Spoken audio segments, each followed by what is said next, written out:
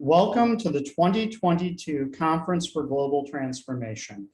I'm Mike Manrod, and I'm really excited to be here to talk to you about a topic I'm passionate about, mental malware relating to disinformation and what we can do about it. Special thanks to my mom, Mary Manrod, who is a senior graduate who's also collaborated on this project with me, as well as way too many to possibly acknowledge and name. And of course, if you want to continue the discussion beyond CGT, my contact info is there on this slide and on the last slide.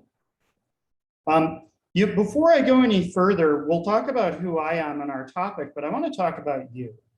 You, the senior graduates here at Conference for Global Transformation, really are the solution to what I'm going to talk about here today via upgrading the conversation about what it means to be human. So this all started on a flight back from Tel Aviv.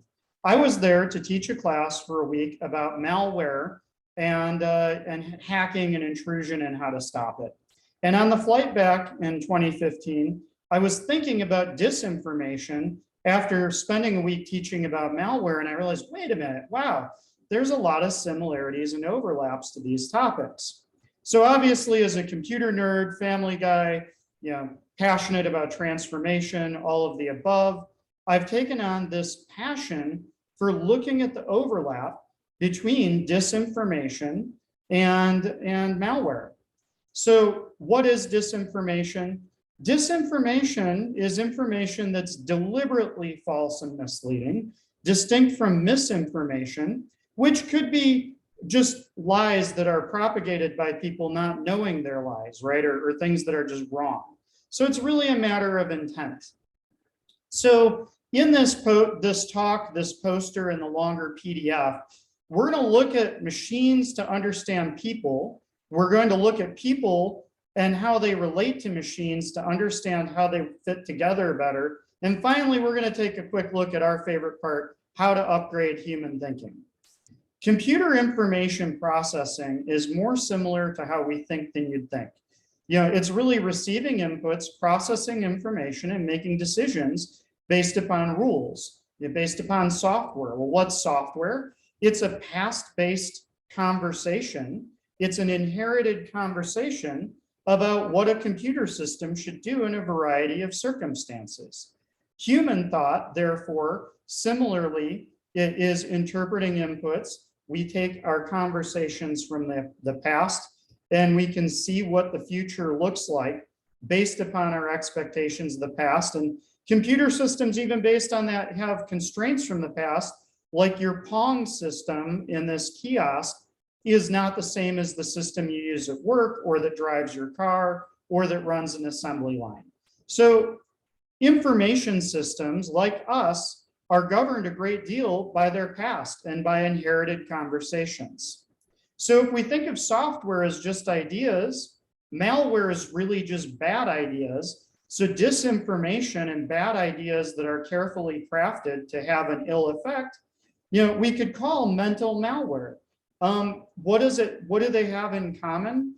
Well, mental malware, just like malware on a computer, exploits flaws in human thinking. Flaws in how we think make us vulnerable to have an attacker's ideas escalate their privileges in our mind and run like their ideas. Exactly how malware works on a computer. Are there flaws in human thinking? Of course, we could write a dissertation based upon these 4 photos, but generations of cognitive scientists have shown that, yes, indeed, there are flaws in our human thinking.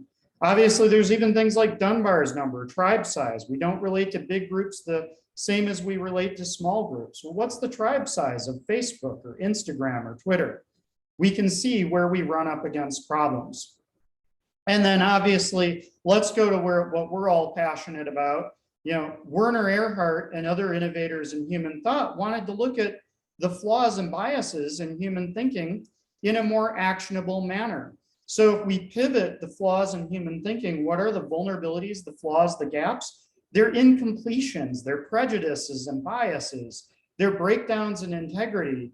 These unresolved issues give us unconstructive emotions, being right, validated, self-assured. So the programming we inherit from the past left incomplete can be exploited to let bad ideas run across humanity with destructive effects. So how do we upgrade human thought? What do we do about this? Well, some of you could have guessed the answer. The answers to how to protect ourselves against mental malware come down to listening, to dialogue, to completion. Mental malware cannot occupy a space where possibility is present. And how do we use the same network effect mental malware does to defeat it? Through enrollment, through sharing possibility, through spreading positive and humanitarian ideas. So as we go about the Conference for Global Transformation, hopefully we can ask the question of, what can we each do to upgrade what it means to be human today? Thank you, and I hope it's an amazing conference.